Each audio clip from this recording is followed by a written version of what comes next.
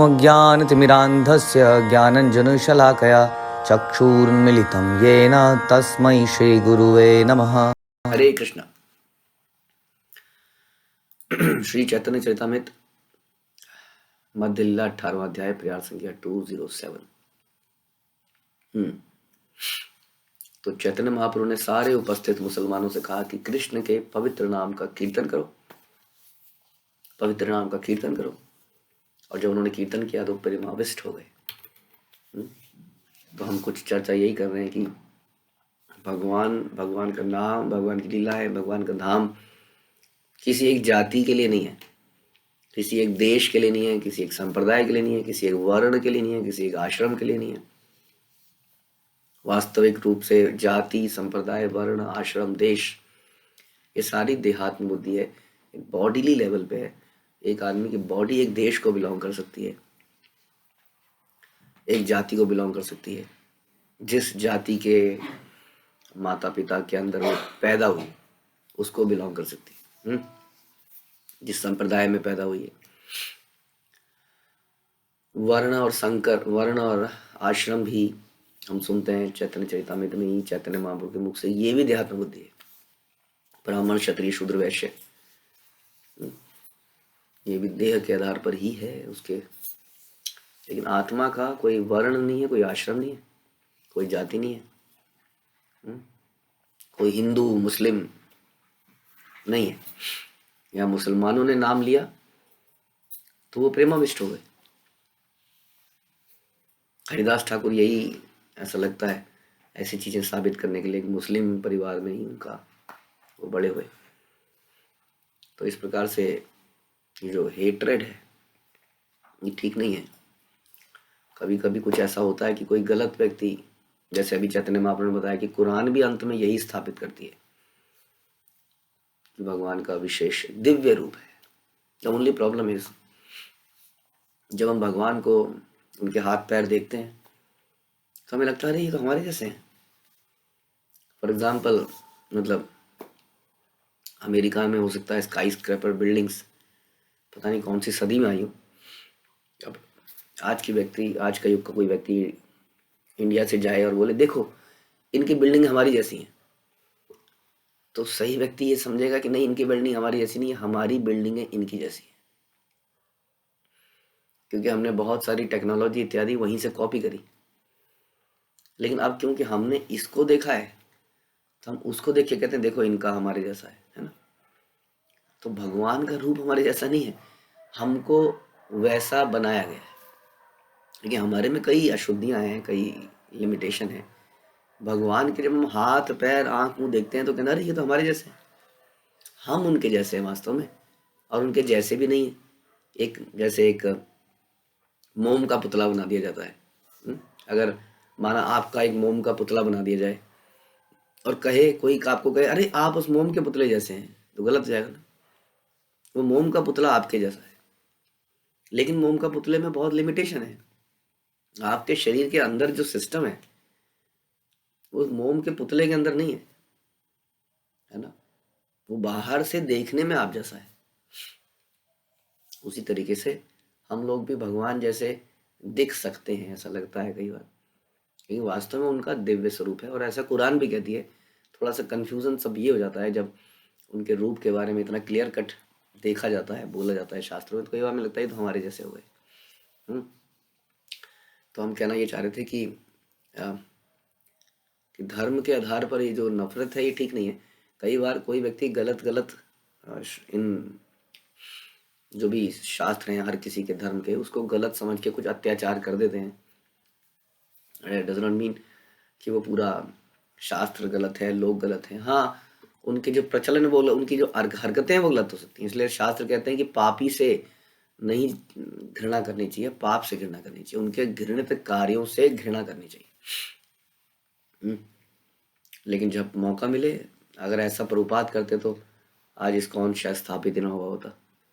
हम so called ब्राह्मण या हिंदू जो भी कहिए, हमने तो उसकी वैल्यू नहीं करी कभी।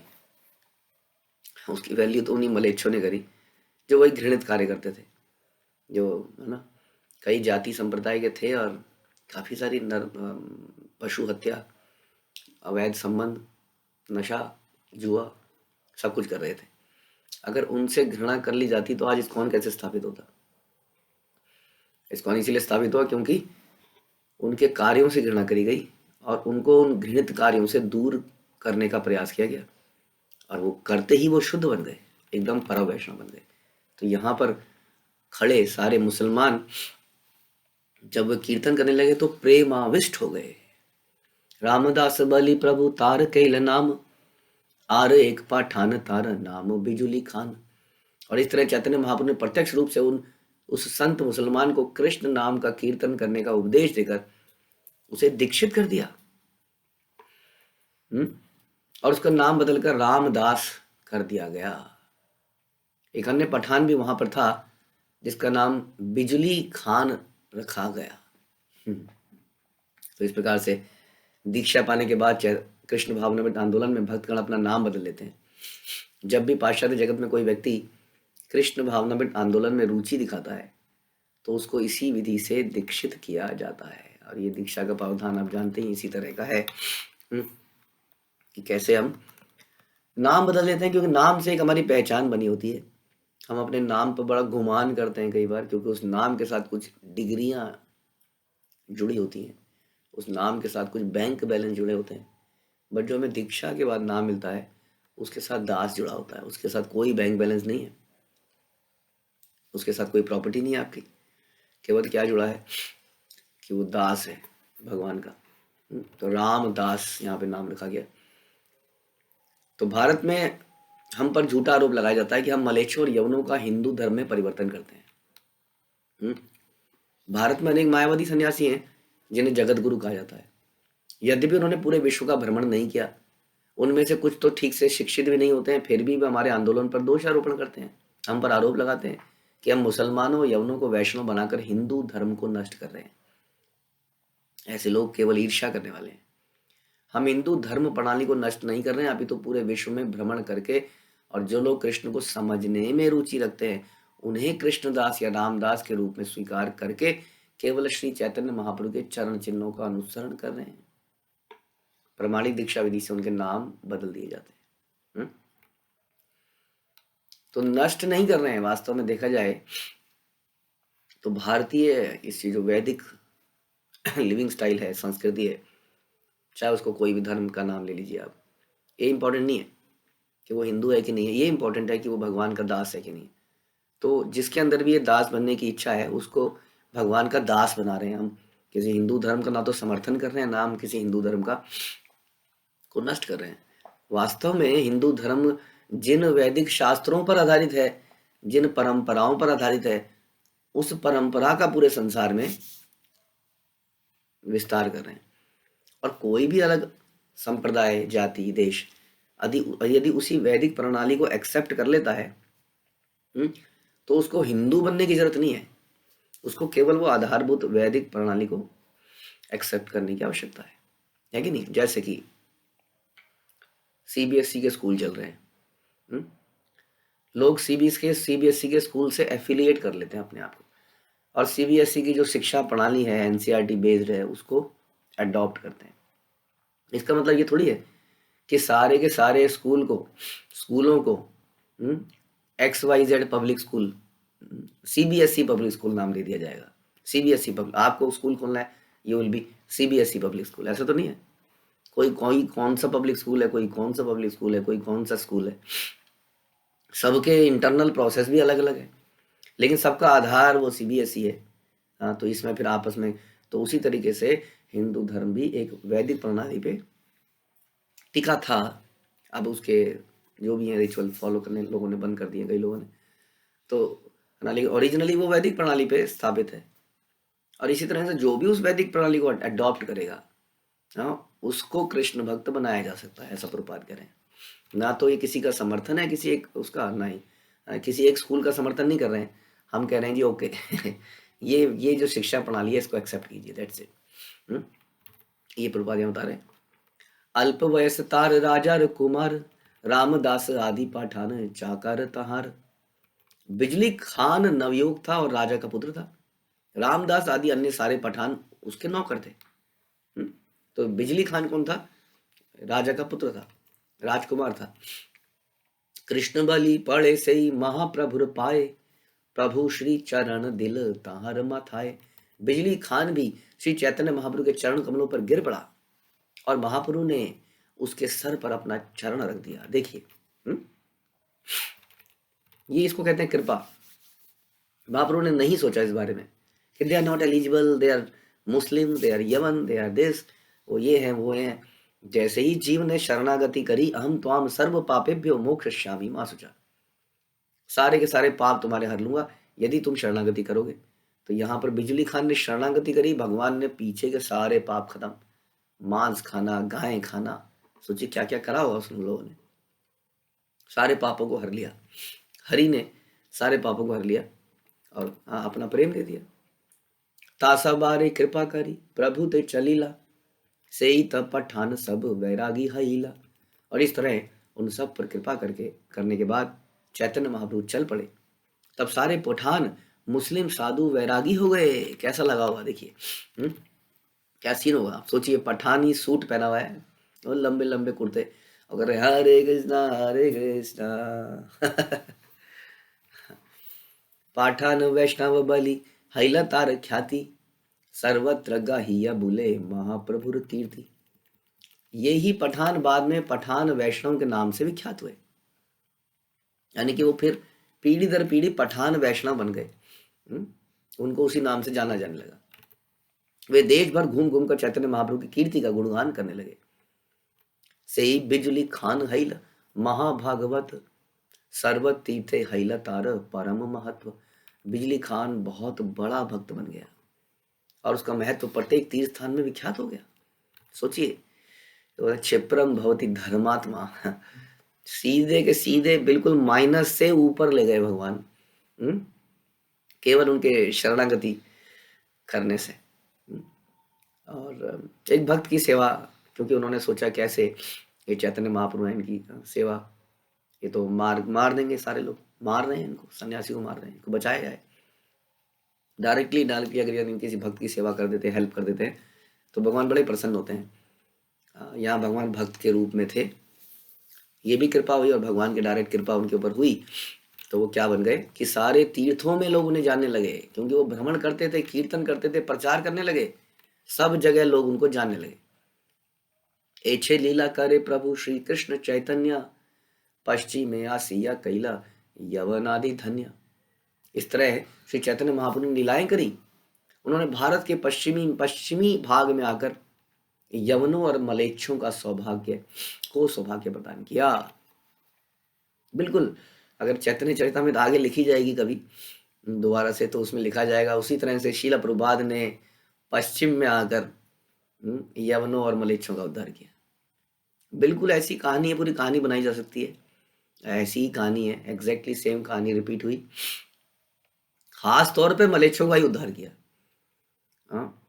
निम्न हम जैसे, चाहे हम देश में ही रहते हैं, हम तो इसी देश में रह के मलेच्छों जैसे जी रहे थे, तो शिला प्रभुपाद ने भी एग्जैक्टली यही कार्य किया। पश्चिम भाग में आकर यवन और मलेच्छों का सौभाग्य प्राप्त किया। यवन शब्द का अर्थ है मांसाहारी, मांसाहार करने वाले जाति का कोई भी व्यक्ति यवन कहलाता है। कहने को पंडित जी क्यों ना हो, शर्मा जी क्यों ना हो, मांसाहार कर रहा है तो यवन है। जो वैदिक विधानों का कड़ाई से पालन नहीं करता वो मलेच्छ है। ओहो, तो सारे मलेच्छ हो गए हम तो। हमें तो बड़ा गर्व था, हम तो गर्व से कह रहे थे कि हम ये हैं, हम वो हैं, गर्व से कहो हम ये हैं, गर्व से कहो वो हैं। लेकिन जिस वैदिक प्रणाली पे हमारा धर्म स्थापित हुआ है, हम उसका पालन ही कहाँ कर रहे हैं। अगर हम पालन नहीं कर रहे हैं तो हम कैसे हो गए कुछ भी, हम क्या हुए, मलेच्छ हो गए। और इस हिसाब से सारे मलेच्छ हो गए, क्योंकि वैदिक प्रणाली को कोई कहाँ पालन कर रहा है। शौच के नियम, स्वच्छता, क्लेनलीनेस, क्या धर्म के 4 पिलर हैं। अहिंसा मतलब दया है, और क्या है, क्लेनलीनेस है, शुद्धता, तपस्या, ना जाने इनका पालन कौन कर रहा है। तो इस प्रकार से सारे ही क्या हुए, मलेच्छ हो गए। ये शब्द किसी व्यक्ति विशेष के सूचक नहीं है। यहाँ तक कि ब्राह्मण, क्षत्रिय, वैश्य या शूद्र परिवार में जन्म लेने वाला व्यक्ति भी यदि विधि विधानों का पालन नहीं करता, मांस खाता है, तो मलेच्छ या यवन कहलाता है। वैदिक नियम में साफ सफाई, सिंपल से एक चीज ले जा, अभी लंबा डिस्कशन करने का कोई लाभ नहीं है। सिंपल आदमी को सवेरे उठ के नहाना है और फिर कोई काम करना है, चाहे वो ब्राह्मण हो चाहे वो कोई भी हो। ये सिंपल से इसका ही पालन नहीं किया जाता है। आदमी पहले उठता है, पहले तो चाय पीता है। पहले तो उठने का समय देख लीजिए, उठने का समय क्या है, और उठते ही पहले चाय पीनी है उसको। कई लोग तो पेस्ट भी करने से पहले चाय पीते हैं। बेड पे ही चाय चाहिए, वहीं पर अखबार चाहिए, लेटे लेटे। उसके बाद चाय, चुस्कियाँ, अखबार इत्यादि करने के बाद वो हो सकता है एक आध परांठा मांग ले। नहीं तो परांठा नहीं, से परांठे से बढ़िया और चीज़ें आ गई हैं, ब्रेड आमलेट। वाह, ब्रेड लगाई जाए, उस पर आमलेट रखा जाए, वो खा लिया जाए। खाने से क्यों खाते हैं प्रभु जी? प्रेशर बनता है प्रभु जी, चाय पी, उसके बाद चाय तो पीनी है। जब इतना ऊपर से डाला जाएगा ना प्रभु जी, तो पुश करेगा मेरे अंतड़ियों को और मल बाहर निकालेगा। इसलिए मैं ये सब पहले करता हूँ, उसके बाद फिर जाके मल त्यागते हैं। अब मल त्यागने के बाद भी आदमी को जरूरी नहीं है नहा ही रहा है। आप पूछेगा कितने लोग हैं जो मल त्यागने के बाद नहाते हैं? हम्म? तो देखेंगे कि मलेच्छों से भी नीचे गरीब स्थिति है, और लेकिन फिर भी हमें गर्व है। गर्व से हम कहते हैं कि हम एक्स हैं, और गर्व से कहते हैं हम वाई हैं। हम्म? और किस बात का गर्व है ये जानते नहीं है। ऐसे तो गैंडा भी कहता है, गर्व से कहता हूं मैं गैंडा हूं, क्योंकि मेरे इतने शरीर में कट्स हैं। तो गर्व तो हर किसी को है, फिर हर जानवर को अपने ऊपर गर्व है। हम्म? तो हमारा वैदिक साहित्य हमें गर्वान्वित होना नहीं सिखाता है, हमें तृणादि अपनी सुनीचेन होना सिखाता है। इसलिए कई बार भक्त बोलते हैं, से प्राउडली हरे कृष्णा, गर्व से कहो हरे कृष्णा। अगर कोई ऐसा बोले तो कभी उसका गलत मतलब मत निकालना, क्योंकि कई जगह प्रचलित हो, बोलने में निकल जाता है ऐसे। लेकिन गर्व से क्यों कहो, प्रसन्नता से कहो, दैन्यता से कहो। दैन्यता से कहो मैं दीन हूं और कृष्ण तुम महान हो। हम्म? तो कृष्ण तुम महान हो, इसमें प्रसन्नता है। मैं तुच्छ हूं, इसमें दीनता है। ये द करेक्ट भाव। हम्म? तो कभी इसलिए अक्सर क्या होता है इन चक्करों में, हम पालन वालन तो कुछ करते नहीं है, मलेच्छ बन चुके हैं, यवन बन चुके हैं, लेकिन फिर भी हेट्रेड है, कंपटीशन है, ये गलत है वो सही है। अपने अपने को सुधारने का समय मिल नहीं रहा है, हम दूसरों को गलत साबित करने में लगे। अक्सर संसार में दुनिया को बदलने के लिए भगवान की प्लानिंग होती है सब कुछ। औरंगजेब आया, उसने कुछ कुछ मंदिर गिराए, इट्स ओके, तो हम उसका समर्थन तो नहीं करते हैं। हम्म?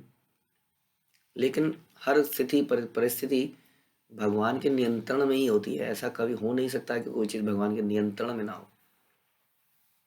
ठीक है, तो instead of spreading hatredness, let's do our work, let's preach.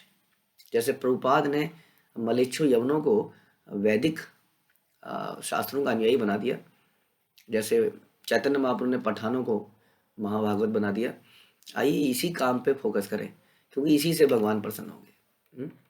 Saurabh क्षेत्र आसी प्रभु कैला गंगा स्नान, गंगा तीरे पाथे कैला प्रयागे प्रयाण। और इसके बाद चैतन्य महाप्रभु सौरभ क्षेत्र नामक तीर्थ स्थान में गए, उन्होंने वहां गंगा नदी में स्नान किया, और फिर वह गंगा के किनारे किनारे प्रयाग के लिए चल पड़े। तो सौरभ क्षेत्र नामक तीर्थ स्थान गए, वहां पे गंगा नदी शुरू हुई, वहां से वो उसके किनारे किनारे चल पड़े और प्रयाग पहुंच गए। पहले जमानों में रास्तों का एक बहुत बड़ा गाइड ये नदियां होती थी, क्योंकि पता है ये नदी, माना आप जैसे गंगा जी में चलते रहे साथ साथ, आपको कैलकाटा जाने का रास्ता नहीं पता है, पर आपको ये पता है कि गंगा जी कैलकाटा में पहुंचती हैं, तो आप प्रयाग से या सौरव क्षेत्र से चल पड़े गंगा जी के साथ साथ, और एक दिन आप कलकत्ता पहुंच ही जाएंगे। इस तरह के कई बार लोग करते थे। चई विप्र कृष्णदासे प्रभु विदाय दिला, योड़ हाथे दुई जन कही तेला गीला। शोर क्षेत्र में महाप्रभु ने सनोड़िया ब्राह्मण तथा राजपूत कृष्णदास से घर लौट जाने को कहा, किंतु वे हाथ जोड़कर इस प्रकार से बोले। अब सनोड़िया ब्राह्मण आपको याद है ना, जो मथुरा में मिले थे, राजपूत कृष्णदास साथ में चल रहे थे, दो इनके अपने बलभद्र भट्टाचार्य और एक साथ में असिस्टेंट थे, तो 4 लोग थे। अब इन दोनों को बोला कि आप जो है अब यहाँ से सौरव क्षेत्र गंगा जी आ गई है, यहाँ से हम आगे अपने आप चले जाएंगे, आप चलिए। लेकिन वो कहाँ मानने वाले थे? जिसको भगवान मिल जाए, कृष्ण मिल जाए, हाँ, उसका कृष्ण का रस जो ले ले, उसके बाद उसको संसारी चीजें कहाँ पसंद आती हैं। तो बोलते हैं प्रयाग पर्यंत दुए तोमा संगे याब, तोमर चरण संग पुना कहाँ पाब। उन्होंने प्रार्थना करी, हमें अपने साथ प्रयाग तक चलने दें, यदि हम अभी नहीं जाते तो हमें आपके चरण कमलों का संग फिर कब मिल पाएगा। बड़ी मुश्किल से मिलते हैं भक्त, और बड़ी मुश्किल से मिलते हैं कृष्ण। हमें हमेशा इसकी टेंशन रहनी चाहिए कहीं छूट ना जाए। लेकिन हम इतने अगेन गर्वान्वित हो जाते हैं कि हम उन्हीं वैष्णवों की महत्व को भूल जाते हैं और उन्हीं वैष्णवों की निंदा करने लगते हैं। सोचिए कितना खतरनाक बात है। शास्त्र इसके बारे में कितना कुछ लिखता है, बोलता है। 10 अपराध में हम रोज पढ़ते हैं वैष्णव की निंदा करना। लेकिन अगेन क्योंकि ये गर्व से कहो, और गर्व है और ये है और वो है, इस चक्कर में हम वैष्णव बने रहने पर भी गर्वान्वित हो जाते हैं। गर्व से कहो हम वैष्णव हैं, मैं ये करता हूँ, मैं सवेरे जल्दी उठता हूँ, बहुत जल्दी उठता हूँ, मैं सवेरे सवेरे 3 बजे मैं उठ जाता हूँ। कोई फायदा नहीं है यदि हमारे हृदय में कोमलता नहीं है तो, वैष्णवों के लिए सत्कार प्रेम नहीं है तो। द्वेष द्वेष द्वेष, मुझे नहीं पूछा गया, मुझे नहीं कहा गया, मुझे नहीं, मैं, तो ऐसे 3 बजे उठने से लाभ नहीं होगा। ऐसे 3 बजे उठने से गर्व और बढ़ता जाएगा। ठीक है, तो इसलिए ये बड़ा इंपॉर्टेंट है कि हम किस भाव में, बार बार इसी की चर्चा हो रही है कि भगवान हमें भक्त कितने मुश्किल से मिलते हैं, भक्तों के माध्यम से ही भक्ति मिलती है। और वही भक्तों को हम यहाँ पर इन देखिए, इन लोगों को कितना इंपॉर्टेंस का पता है कि अगर हम अब चले गए तो आप पता नहीं कब मिलेंगे। मलेच्छ देश के यहाँ कहाँ करे उत्पात, भट्टाचार्य पंडित कहते ना जाने न बात। यह देश मुख्यतः मुसलमानों से भरा पड़ा है, कोई भी किसी भी स्थान में उत्पात कर सकता है। यद्यपि आपका संगी बलभद्र भट्टाचार्य विद्वान है, किंतु वह स्थानीय भाषा में बात करना जानता नहीं है। देखिए, बी प्रैक्टिकल। यहाँ ये भी डिस्कस हो रहा है साथ में कि घृणा नहीं करनी है, लेकिन सतर्क तो रहना है अपने आप, अपने प्रति। ऐसा तो नहीं कहा गया कि जैसा हम अक्सर कहते हैं सांप के अंदर भी जीवात्मा है, लेकिन व्हाट अबाउट सांप को अपने बेड में साथ में सुलाया जाए रजाई उड़ा के, क्योंकि सर्दी बहुत है। तो इसी तरह से ईर्ष्यालु व्यक्ति से सतर्क तो रहना पड़ेगा। कोई भी अगर ईर्ष्यालु है संसार में, और अगेन वो किसी जातीय संप्रदाय का जरूरी नहीं है, वो ये भी ध्यान रखना है। कई लोग कहते हैं कि ये देखिए जी, ये जो पंजाबी लोग हैं ये बड़े अच्छे हैं। कोई कहता है नहीं जी, पंजाबी लोग तो बड़े चालू हैं। अब ये कहाँ से हो गया कि पंजाबी जो है चालू है या पंजाबी जो है अच्छा है? How it is possible? हर व्यक्ति एक अलग व्यक्ति है। पंजाबियों में अनेक संत हुए हैं और बदमाश भी हुए होंगे, वैसे ब्राह्मणों में अनेक संत हुए हैं और बदमाश भी हुए हैं। तो ये जो टैगिंग है ये ठीक नहीं है। तो इसलिए, लेकिन फिर भी सतर्क रहने की आवश्यकता होनी चाहिए कि बेसिकली जो व्यक्ति कठोर हृदय का है, मांसाहार करता है, हत्याएं करता है, तो थोड़ा सा प्रॉब्लम है, उससे दूर रह सकते हैं हम। लेकिन दूर रह के भी प्रचार कार्य चालू रख सकते हैं किसी तरह से, लेकिन बी वेरी केयरफुल। ऐसा नहीं है कि कहीं पर भी जाके आप बोले दाइए जी हरे कृष्णा कहिए, क्योंकि हम जो है हरिदास ठाकुर जितना शुद्धता, नित्यानंद प्रभु हम नहीं है। तो we have to be very careful जब हम प्रचार करें। इतना भी निडर होने को नहीं कहा है। जब हम परमहंस स्थिति में पहुंच जाएं, जब जड़ भारत की तरह हमें कोई फरसे से काट रहा हो और हमें फर्क ना पड़े, तब आप कहीं पर भी जाके हरिनाम का प्रचार कर सकते हैं। लेकिन ऐसा नहीं है, हमें पता है फरसा देखते ही हमारे, जैसे होता है ना पुराने खून को देखते खून और आदमी बेहोश, वैसे ही फरसा देख के ही बहुत कुछ हो जाएगा हमारे साथ। तो इसलिए विपरीत स्थितियां जबरदस्ती अपने पर डालने की कोशिश ना करें, तो सतर्कता से भी रहना चाहिए। तो यह देश मुख्यतः मुसलमानों से भरा है। आप किसी भी जगह पे जाएंगे, कोई ये जानता है नहीं और क्या कर दे कोई आपके साथ, तो हमारा आपके साथ रहना बड़ा जरूरी है, क्योंकि हम यहाँ की लोकल लैंग्वेज को जानते हैं, यहाँ के लोगों से परिचित हैं। तो कृपया हमें साथ में लेके चलिए। कुछ तो बोलना ही है ना। भाव भी है वैसे तो भगवान के प्रति, और बोलना भी है, लेकिन भगवान को कौन कुछ कर सकता है। लेकिन फिर भी भगवान से जब प्रेम हो जाता है तो भगवान को भगवान समझा नहीं जाता है। उनको उनकी केयर करी जाती है। सुनी महाप्रभु ईशत हासिते लगीला, से ही दुई जन प्रभुर संगे चली आईला। यह सुनकर चैतन्य महाप्रभु थोड़ा हंसे और उनका प्रस्ताव स्वीकार कर लिया। चैतन्य महाप्रभु ने कहा कि कौन मुझे, मतलब संसार में कौन है जो मुझे छू भी सकता है, मुझे देख भी सकता है, मुझे समझ भी सकता है मेरी इच्छा के बिना। लेकिन फिर भी उनका प्रेम को देखकर उनकी बात को एक्सेप्ट कर लिया। इस तरह में दोनों उनके साथ चलते रहे। यही जन प्रभुर पाइल दर्शन, सेई प्रेमे मत हया करे कृष्ण संकीर्तन। जो भी श्री चैतन्य महाप्रभु का दर्शन करता वह भाव अविष्ट हो जाता और हरे कृष्ण मंत्र का कीर्तन करने लगता। भक्त का आचरण, उसकी वेशभूषा, उसका बोली ऐसी होनी चाहिए कि जो भी उसको देखे तो कहे वाह, आप क्या करते हो? हम्म, आप एक जवान रहने के लिए क्या करते हो? वो कहता है जी मैं ये वाली दवाई लेता हूँ। अच्छा जी मैं भी लूंगा। हम्म, लोग ऐसा होता है ना। तो उसी तरह जो वो भक्तों को प्रसन्न चित्त, बड़े सा सिंपल, हंसते खेलते जप करते कीर्तन करते हुए देखेंगे, सुनते हैं और ऐसा होता भी है, तो लोग एकदम से अट्रैक्ट हो जाते हैं और तुरंत करने को तैयार हो जाते हैं। हम्म, तार संगे अन्योन्य तार संगयान, यही मत वैष्णव कैला सब देश ग्राम।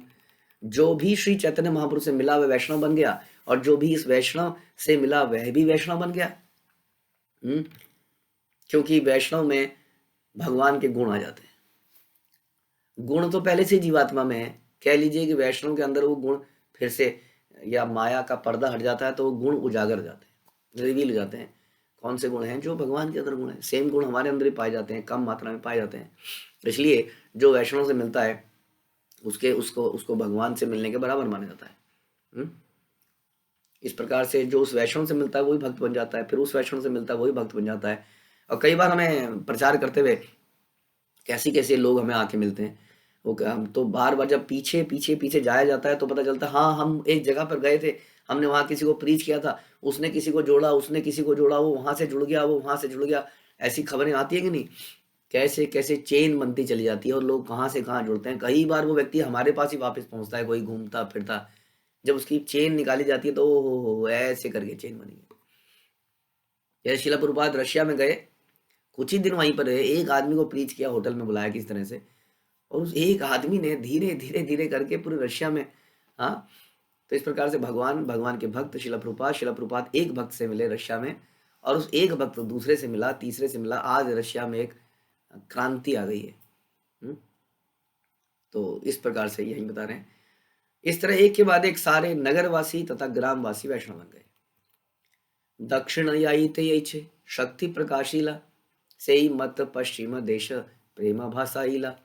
जिस तरह महाप्रभु ने अपनी यात्रा से दक्षिण भारत को भगवत प्रेम से आप्लावित कर दिया, उसी तरह उन्होंने देश के पश्चिम भाग को भी भगवत प्रेम से आप्लावित कर दिया।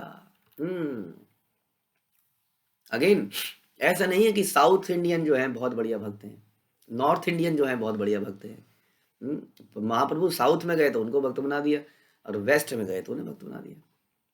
तो जैसे अगेन सेम एग्जांपल, आज शिला प्रभुपाद के जो सेनानी है, हाँ, वो ईस्ट हो या वेस्ट हो, चाहे ईस्ट और west, Chaitanya Mahaprabhu is the best.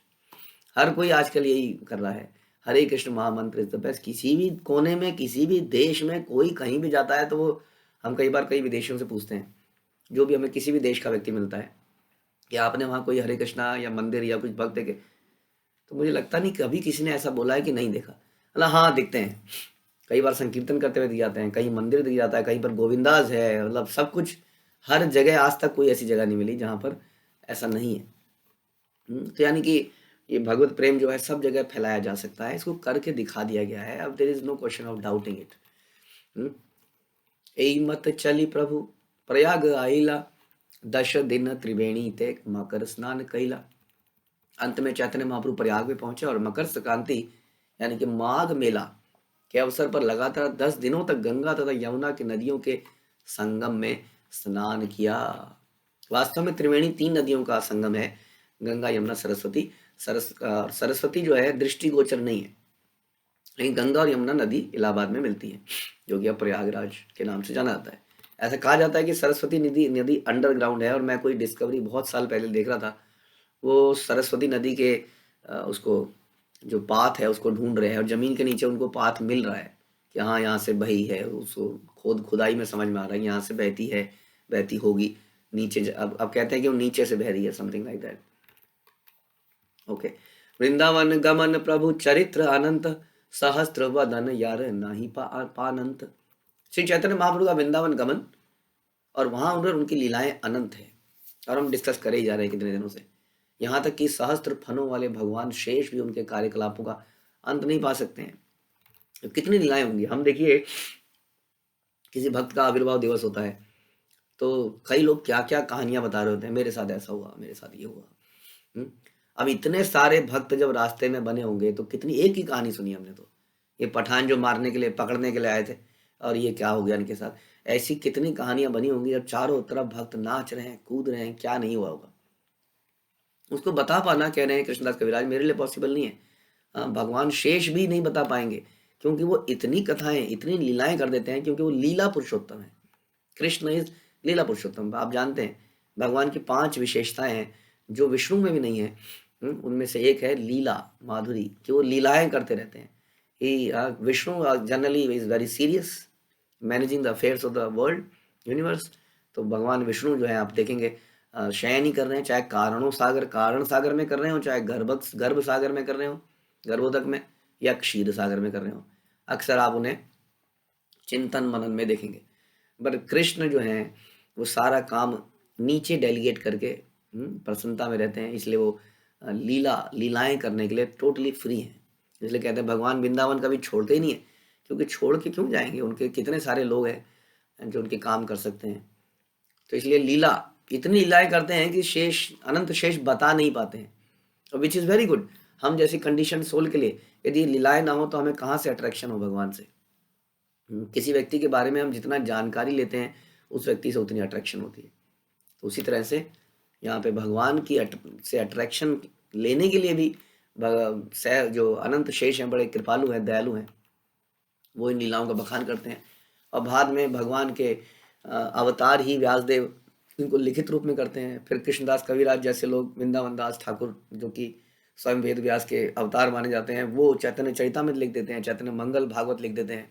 और फिर शिला प्रभुपाद जैसे लोग इसको डिस्ट्रीब्यूट कर देते हैं। हाँ, ताहा के कही ते पारे शूद्र जीव हैया, दिग्दर्शन कैलु मुई सूत्र करिया। भला कौन सामान्य व्यक्ति, कौन सामान्य जीव श्री चैतन्य महाप्रभु की लीलाओं का वर्णन कर सकता है? It is not possible humanly.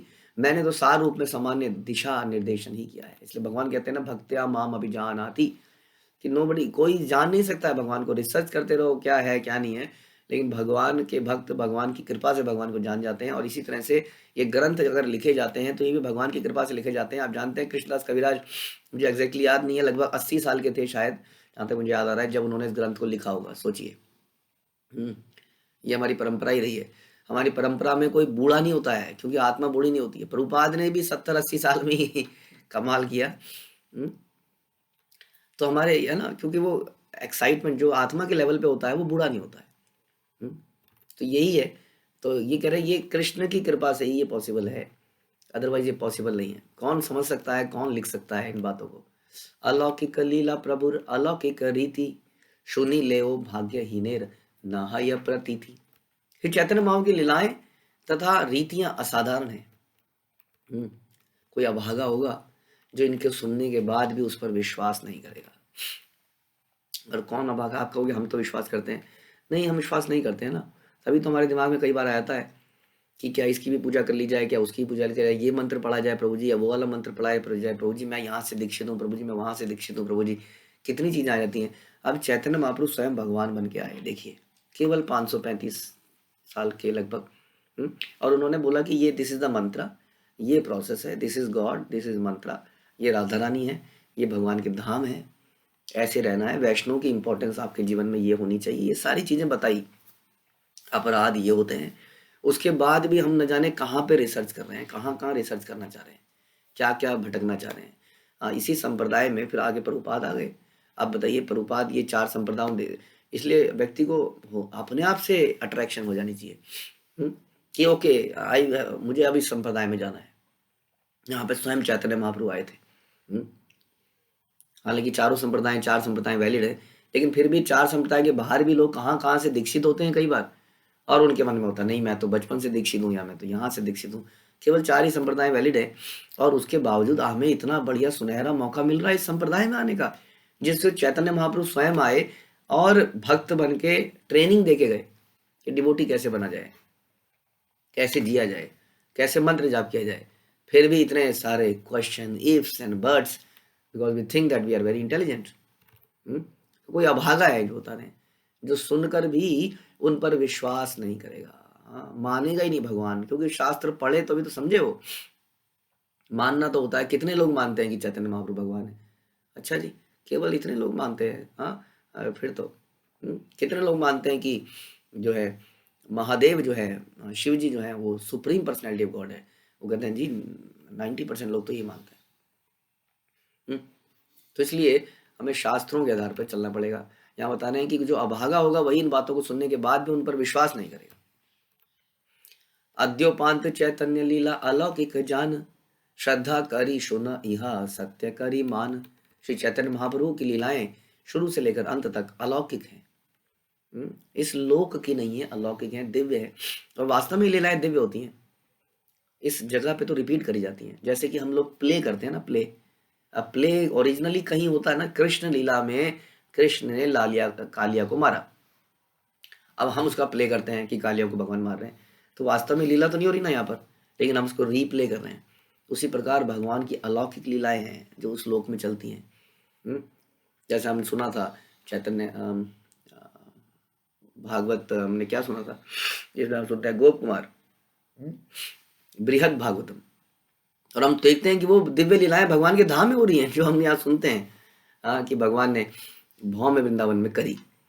तो ये अलौकिक है, वास्तव में उस लोक की लीलाएं हैं, लेकिन भगवान की कृपा से हमें इस लोक में सुनाई दे रही हैं। उन्हें श्रद्धापूर्वक सुनना चाहिए, सत्य के रूप में स्वीकार करना चाहिए। उस पर इफ्स एंड बट्स नहीं कर सकते, क्योंकि हमारी बुद्धि बड़ी लिमिटेड है। हम नहीं समझ पा रहे हैं कई चीज़ों को, कि ऐसा कैसे हो सकता है, ऐसा कैसे हो सकता है। हो सब कुछ सकता है। कोई जानता था कि एक ज़माने में कोई ऐसा बोलेगा कि आदमी ऐसे हाथ हिलाएगा, हाँ, और लाइट जल जाएगी? हाँ, ये तो योगी कर सकता है, योगी ऐसे करे और लाइट जल जाए। अब आजकल ऐसी तो लाइट आ रही है, अब ऐसे करते हैं तो सेंसर से लाइट जल जाती है, खड़े बैठे रहते हैं तो लाइट बंद हो जाती है। ये अलौकिक लगता है। ये कई चीज़ें हमें जब समझ में नहीं आती है तो हम उसको इम्पॉसिबल बोल देते हैं एक समय पर, और कुछ समय बाद वो दिखने लगती है तो हम उसको पॉसिबल मान लेते हैं।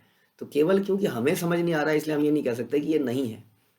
यही तर्क करे इहा से ही मूर्ख राज, आपा नारा मुंडे से आ पानी पाड़े वाज। जो भी इनके विषय में तर्क करता है वो महामूर्ख है। वे जानबूझकर अपने ही सर पर वज्रपात करता है। क्यों अपने सर पर वज्रपात करा रहे हैं? इन लीलाओं को श्रद्धा से एक्सेप्ट कीजिए ताकि इसका लाभ मिल सके। नहीं तो ये तर्क वितर्क में जीवन चला जाएगा और उसका लाभ नहीं मिलेगा। यदि हम श्रद्धा से सुनते हैं तो हमारे हृदय में परिवर्तन होता है, वरना नहीं होता है। चैतन्य चरिताई अमृतेरा सिंधु, जगत आनंद भाषाए यार एक बिंदु। श्री चैतन्य महाप्रभु की लीलाएं अमृत के सागर के तुल्य है। इस समुद्र की एक भी बूंद सारे संसार को दिव्य आनंद से आप्लावित कर सकती है। श्री रूप रघुनाथ पदे यार आश, चैतन्य चरितामृत कहे कृष्णदास। और श्री रूप और श्री रघुनाथ के चरण कमलों में प्रार्थना करते हुए और उनकी कृपा की सदैव आकांक्षा करते हुए मैं कृष्णदास उनके चरण चिन्हों का अनुसरण करते हुए श्री चैतन्य चरितामृत कर रहा हूँ।